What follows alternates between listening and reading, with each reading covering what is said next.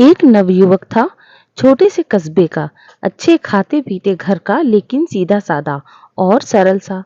बहुत ही मिलनसार। एक दिन उसकी मुलाकात अपनी ही उम्र के एक नवयुवक से हुई। बात-बात में दोनों दोस्त बन गए।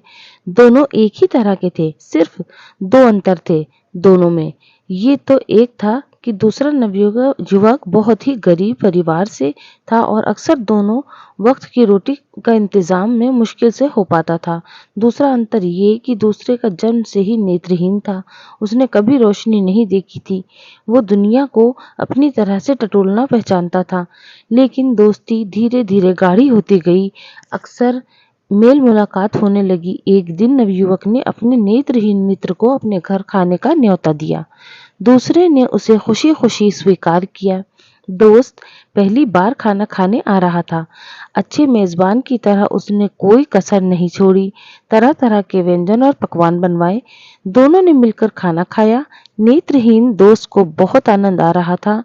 एक तो वो अपने जीवन में पहली बार इतने स्वादिष्ट भोजन का स्वाद ले रहा था।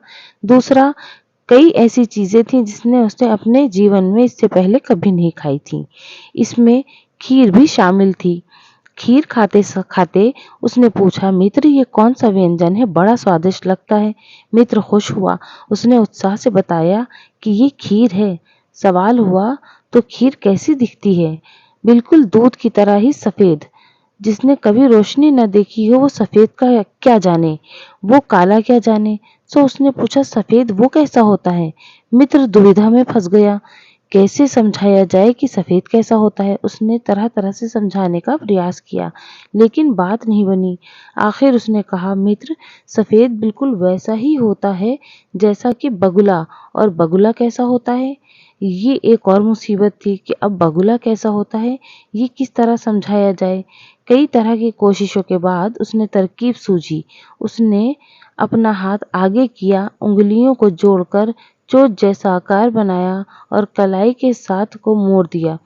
फिर कोहनी से मोड़कर कहा, लो छू कर देखो कैसा दिखता है बगुला। दृष्टिहीन मित्र ने उत्सुकता से दोनों हाथ आगे बढ़ाए और अपने मित्र के हाथ छू छू कर देखने लगा।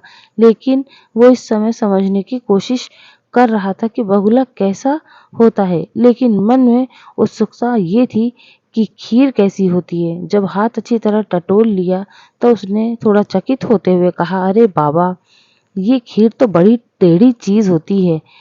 फिर वो खीर का आनंद लेने लगा, लेकिन तब तक खीर टेढ़ी हो चुकी थी। यानी किसी भी जटिल काम के लिए मुहावरा बन चुका था टेढ़ी खीर का।